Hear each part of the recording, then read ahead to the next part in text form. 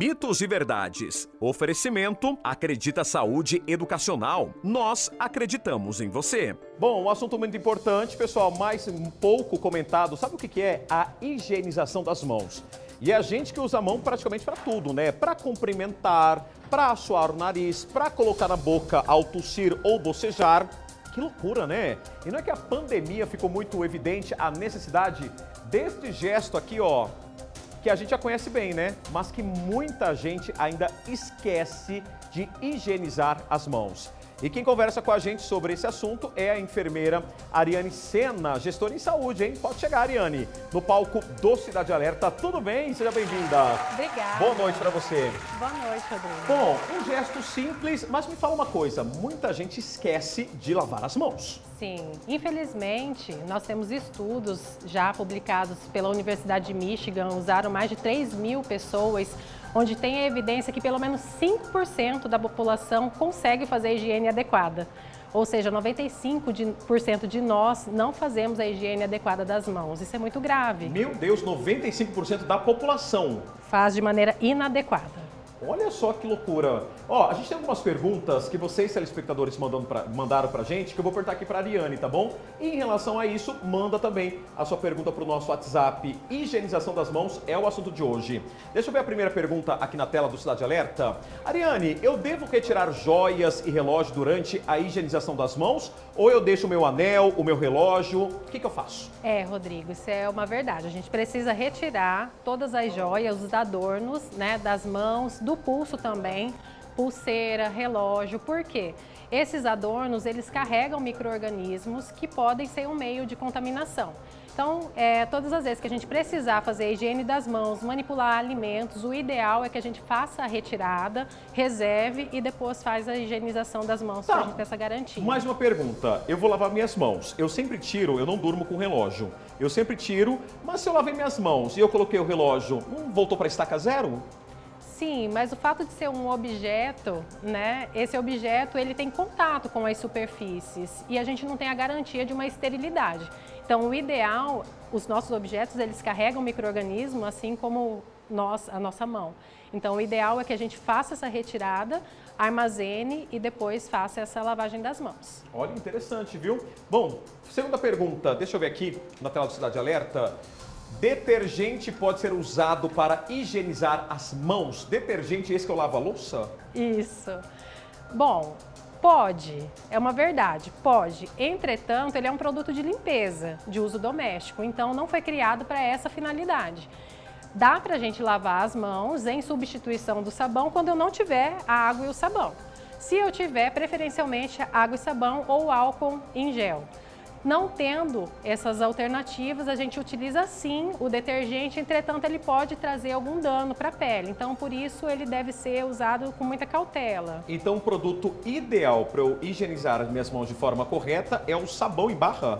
Sabonete, tanto líquido quanto em barra. O sabonete, uma pergunta que eu sempre quis fazer, agora você vai me responder. O sabonete que eu uso para tomar banho, é verdade que eu não posso usar o sabonete para eu lavar as mãos? Deixar ali, por exemplo, tô ali no banho, tomei banho com aquele sabonete.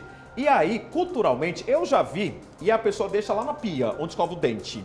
Ela usa o mesmo sabonete para lavar as mãos, lavar os rostos. Diz que não pode, é verdade ou mentira? Na verdade, a gente tem esse cuidado com esponja, por exemplo.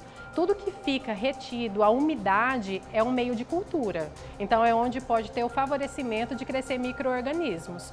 O sabonete, por si só, ele, pela consistência, pela composição dele, ele tende a secar. Então, ali não vai ser um meio de cultura. Olha que interessante, hein? Interessante. Vamos ver mais uma pergunta aqui no quadro Mitos e Verdades. Higienizar as mãos demais acaba matando os micro-organismos bons, prejudicando a flora bacteriana. Vamos por partes então. Se eu lavo muito a minha mão, eu acabo matando uns micro-organismos bons? Isso. É verdade isso? É verdade. Nós temos um micro-organismo bom, né? A flora bacteriana positiva, que protege a pele.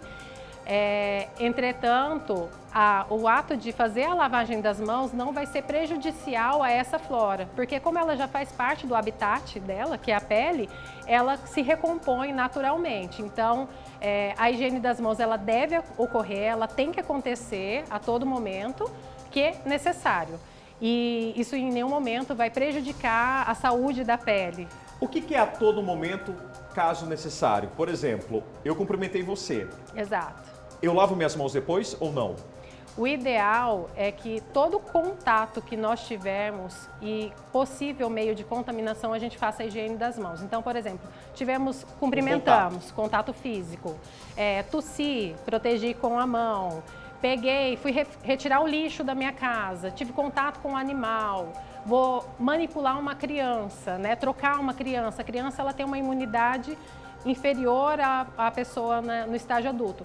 Então, todos esses momentos, é ideal que a gente faça, sim, essa higienização das mãos. Bom, tem uma pergunta pelo WhatsApp, lembrando que eu estou conversando aqui, pessoal, com uma gestora em saúde, tá bom? Vamos falar sobre a higienização das mãos. É uma pergunta interessante. Unha grande, sujeira embaixo da unha. E aí, como lidar com isso? Bom, como uma boa enfermeira, eu preciso defender. As unhas, elas precisam ser sempre curtas, né? A unha, ela carrega, sim, micro-organismos, sujidade, e isso é prejudicial à saúde.